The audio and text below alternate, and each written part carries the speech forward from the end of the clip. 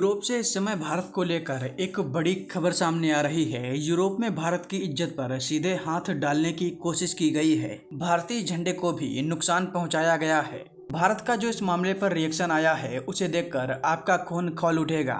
भारत की लापरवाही की वजह से इस तरह की घटनाएं पूरी दुनिया में देखने को मिल सकती हैं। लेकिन अब आप में से कई लोग ये सोच रहे होंगे कि हाल ही में तो यूरोप ने कहा है कि भारत के बिना इन लोगों का गुजारा नहीं होगा और जल्द ही ये देश भारत के साथ एक ट्रेड डील करने जा रहे हैं। फिर अचानक ऐसा क्या हो गया, तो चलिए पूरी कहानी आपको विस्तार में बताते हैं।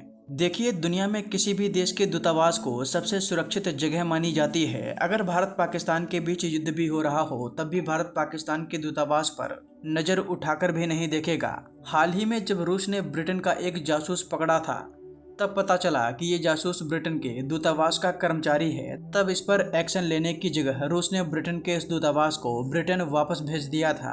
अब आप समझ सकते हैं कि दूतावास का इम्पोर्टेंस किस लेवल का होता है। भारत के भी दूतावास दुनिया के विभिन्न देशों में आपको देखने को मिलेंगे। यूरोप से ये जो खबर सामने आई है उसमें पता चला है कि भारत के दूतावास पर यूरोप में हमला हुआ है और ये घटना हुई है यूरोप के देश क्रोएशिया में। ये देश आपको मैप में यहाँ पर देखने को मिलेगा। यहाँ पर भारतीय दूतावास में तोड़फोड़ की गई है और भारतीय दूतावास के कर्मचारियों को नुकसान पहुँचाने का प्रयास किया गया है।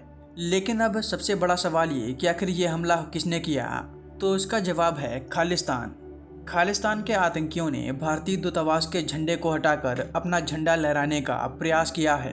अब आप में से कई लोग ये सोच रहे होंगे कि इतना सब हो गया, क्रोएशिया की पुलिस कहाँ थी? तो इसका जवाब है कि क्रोएशिया बहुत शांतिप्रिय देश है।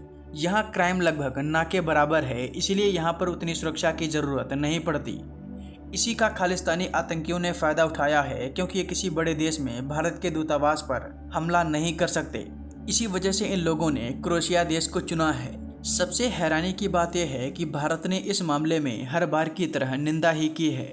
दुनिया में कुछ भी होता है हम बस निंदा करते ही रह जाते हैं। इसी का ये भारत विरोधी लोग फायदा उठाते हुए दिखाई देते हैं। अगर हम लोगों ने इस घटना को लेकर क्रोएशिया को करारी फटकार नहीं लगाई और कोई एक्शन नहीं लिया और सिर्फ निंदा करते रहे तो इस तरह की घटनाएं दुनिया में आम हो जाएंगी। भारतीय दूतावास पर पूरी दुनिया में हमले होते रहेंगे और हम बस निंदा करते रह जाएंगे।